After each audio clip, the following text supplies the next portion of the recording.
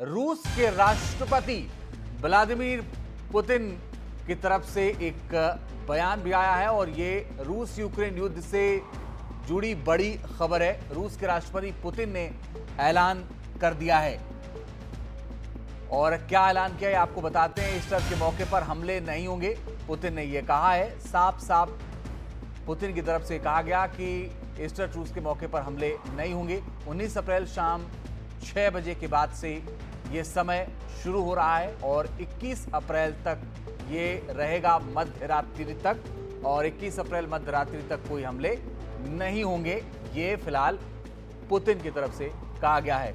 उमाशंकर सिंह हमारे सहयोगी ज्यादा जानकारी के लिए इस वक्त जुड़ रहे हैं। उमाशंकर, साफ कर दिया रूस ने हमले नहीं होंगे, लेकिन शायद उसमें एक शर्त यह भी है कि यूक्रेन को भी ऐसा ही करना होगा।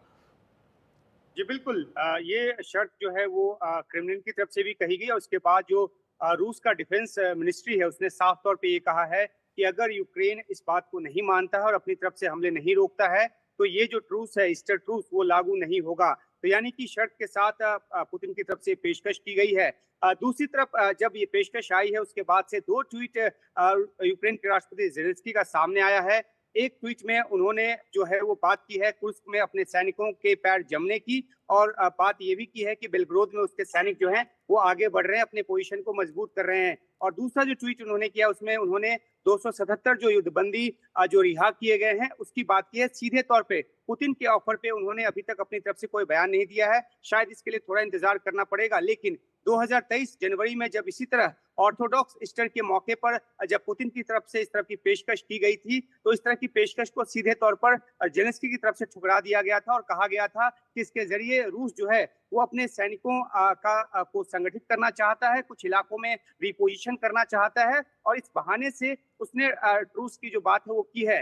इस बार जिस तरह से ज़ेलेंस्की का ट्वीट आया है जिसमें वो साफ तौर पे कह रहे हैं कि कुर्स्क में यूक्रेन के जो सैनिक हैं वो मजबूती से जमे हैं और बिलग्रोद में आगे बढ़ रहे हैं, तो शायद इसको आधार बनाकर अपनी तरफ से जो यूक्रेन है वो रूस को मानने को तैयार ना हो, क्योंकि जितना ज्यादा रूस की जमीन पर उसका दखल होगा, आगे आने वाले किसी सीज फायर समझौते में उसके पास बार्गेनिंग चिप उतना ज्यादा होगा। तो एक ऑफर पुतिन की तरफ से पेश किया गया और खासतौर पे ये भी गौरतलब है कि जब अमेरिका के राष्ट्रपति ट्रंप ने इस बात की धमकी दी कि अगर ये सीज फायर नहीं होता है तो वो इस बातचीत से बाहर निकल जाएंगे, इसकी कोशिश छोड़ देंगे, तो उसके बाद पुतिन की तरफ से ऐलान किया गया है। और इसके पीछे एक आखिरी बात, एक मकसद ये भी है कि ज़ेलेंस्की लगातार बार बार ये आरोप लगा रहे थे कि ये पुतिन है जो युद्ध नहीं रोकना चाहते, और तमाम बातों के बावजूद जो है वो सीज फायर के लिए तैयार नहीं हो रहे। तो अब पुतिन ने ये पासा फेंक कर ये दिखाने की कोशिश की है कि वो तो सीज फायर चाहते हैं, और अगर यूक्रेन इसको रेसिप्रोकेट नहीं करता है तो फिर जो है गेंद यूक्रेन के पाले में होगा, और ये बताया जाएगा कि रूस ने अपनी तरफ से ऐलान तो किया लेकिन